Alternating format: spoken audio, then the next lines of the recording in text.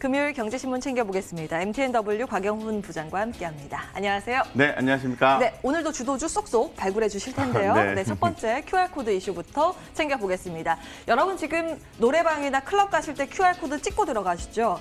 근데 앞으로는 학원 갈 때도 QR코드 찍어야 된다라는 이야기입니다. 가이드라인이 어제 공개됐는데요. 300인 이상의 교습 학원, 모든 평생 직업 학원이 그 대상이라고 합니다. 근데 이게 관련주들이 오늘 급등을 하고 있긴 한데 네. 수익 구조가 나는 게 있나 싶긴 했거든요. 근데 네. 원래 이게 네이버로 서비스를 했었는데요. 카카오톡이 원래 안 한다고 하다가 일주일 만에 입장 바꿔서 우리도 QR코드 도입을 하겠다 이렇게 밝히기도 했습니다. 뭐가 있나 싶기도 하고요. 아무래도 그런 것 같아요. 제가 생각할 때는 이제 코로나19가 계속해서 지금 재발하고 있고 이런 부분에 대해서 또 확진자의 또 동선이 또 중요하고 또 실제로 누가 왔다 갔는지 이런 부분도 굉장히 이 상황 파악하는 게 굉장히 중요할 것 같은데요.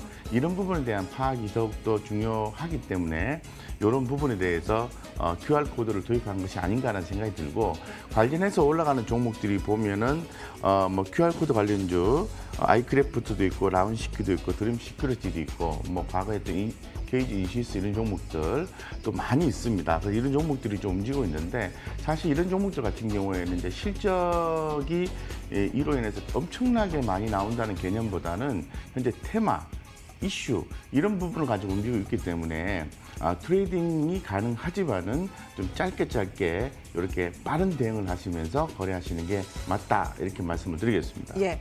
근데 여기에 뭐 보안 관련주들이 있으니까 뭐 QR코드와는 별개의 이야기입니다만 질문 하나 좀 더 드리고 싶은 게 앞으로 뭐 결제나 뭐 금융 서비스 할 때 네. 간편하게 되면서 네. 또 같이 따라서 주목을 받는 쪽이 보안 아니겠습니까? 보안의 네. 중요성은 갈수록 중요해질 수밖에 없는 그렇죠. 그런 구조인데요. 보안 관련주는 어떻게 보세요? 뭐 지금 핀테크 관련해서 보안 관련주가 대단히 중요하죠. 예. 그래서 이 지금 뭐 개인의 정보가 보호가 안 된다든가 어떤 다양한 금융 정보가 보호가 안 된다면은 이거는 좀 상당히 좀 문제가 커지는 부분이기 때문에 이 보안 관련주에 대해서는 지속적으로 관심을 갖고 대응하실 볼 필요가 있습니다. 왜냐하면은 성장을 할 수밖에 없는 그런 섹터, 그런 업종이기 때문에 그렇습니다. 예. 혹시 보는 종목 있으세요? 현재로서는 시장이 전반적으로 좋지 않기 때문에 제가 볼 때는 좀 작은 종목은 안 보고요. 저는 이제 블록체인 기반의 삼성 SDS가 아주 중장기적 관점에서 우리가 이제 차트나 수급 무시하고 계속 모아갈 수 있는 종목이다라고 생각하고 있습니다. 예. 네. 첫 번째 주도주라고 해야 될까요? 관련 볼만한 종목 삼성 SDS 나왔으니까요. 흐름 놓고 체크해 보시기 바라겠습니다. 다음 기사 보실까요? 현대차 정의선 부회장이 요즘 바쁩니다. 삼성전자 이재용 부회장에 이어서 구광모 회장도 독대를 할 것이다 이렇게 전해지고 있습니다. 한 다음 주쯤에 만나지 않을까라는 관점인데 그리고 또 조만간 SK그룹과의 접촉도 예상이 되고 있는 상황. 이렇다 보니까 배터리 3사 다 만나게 네. 되는 거죠. 글로벌 모빌리티와 배터리의 동맹이 연상되는 최근 행보가 나타나고 있는데요. 그래프도 준비되어 있습니다. 다음 화면 함께 보실까요?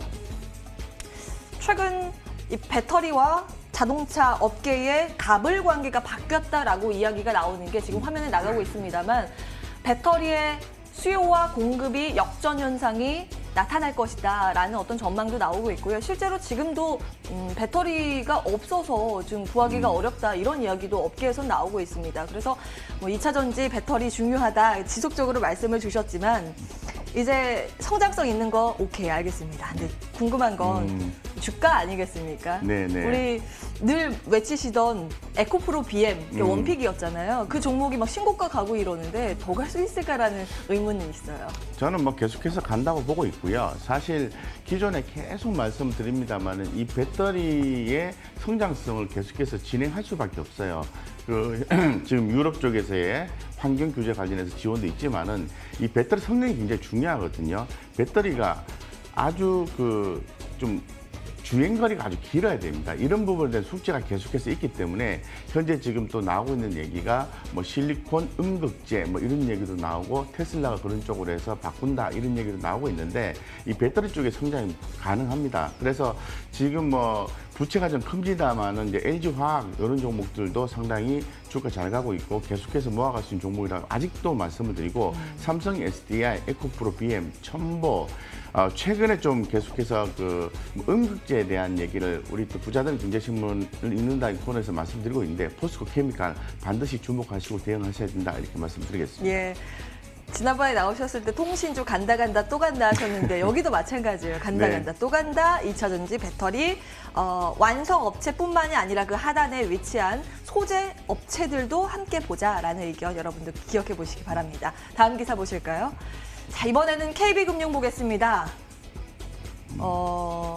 금융 섹터에 또 원픽 KB금융이 나왔는데 오늘 네. 요즘 또 평가가 좋더라고요. 재평가 받을 수 있을까? 칼라이그룹에서 또 투자를 했다라는 소식 오늘 주목이 되고 있습니다. 네. 2,400억 원 규모고 지분으로 봤을 때는 한 1.2% 크진 않은데 이제 주목되는 거는 칼라이그룹이 국내 금융그룹 투자가 2000년 한미은행 인수 이후에 쭉 끊겼다가 20년 만에 처음 보이는 거라서 과연 어떤 속내일까 시장에서는 이렇게 기대를 가지고 있습니다. 그리고 이와는 또 별개로 2분기 순이익이 생각보다 좀 잘 나올 것이다라는 증권사의 평가도 있던데요. 네. KB금융 어떻게 볼 수 있을까요? 몇 주 전에 우리 그 코너에서 그 기관 수급이 들어와주는 종목 중에서 KB금융이 있었죠. 예. 근데 저도 그때 생각했던 게 KB금융보다도 상황이 더 좋은 금융 지주가 있는데 왜 하필 KB금융이었을까 이런 생각 네. 굉장히 많이 했거든요. 그래서 뭐 전반적인 내용들을 좀 살펴봤을 때 뭐 코로나19 여파에도 불구하고 실적이 전반적으로 좋다라는 측면 이외에는 특별한 거 없었습니다만은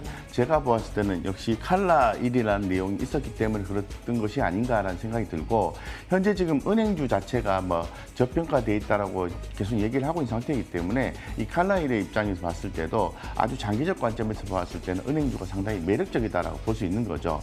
그래서 우리 개인 투자자도 기존에 이제 보유하신 분이라든가 아니면 새롭게 진입하시는 분도 이 단기적 관점으로 대응하시는 분들은 이런 종목 접근하시는 게 대단히 불편합니다. 불편하기 때문에 예. 아주 장기적 관점에서 뭐 배당도 좀 받고 그리고 또 장기적 관점에서 투자를 하신다면은 이 KB금융도 주목하셔도 크게 무리가 없다 이렇게 말씀드리겠습니다. 예. 세계 3대 사모펀드 운용사인 칼라일그룹이 KB금융에 러브콜을 보냈다. 그러나 물론 아주 매력적인 기업이긴 한데 단기적으로 쑥쑥 올라가는 그런 기업을 찾으신다면 맞지 않다라는 코멘트도 있었거든요. 네. 아주 중장기적으로 안정적인 흐름은 괜찮다라는 내용 기억해 보시기 바라겠습니다. KB금융 봤고요. 다음 볼까요? 라면 이야기를 다시 하겠습니다. 라면은 뭐 우리 삶의 동반자이기도 한데 한국인한테 너무나 중요한 게 라면이죠. 아주 자주 드실 겁니다, 여러분도. 근데 요즘에는 라면 한류라고 해서 외국인도 이 라면, 한국 라면의 사랑을 빠졌다. 그러면서 뭐 사상 최대 실적이 나오면서 농심이나 삼양식품은 최고가 주가의 흐름을 보이고 있습니다. 네.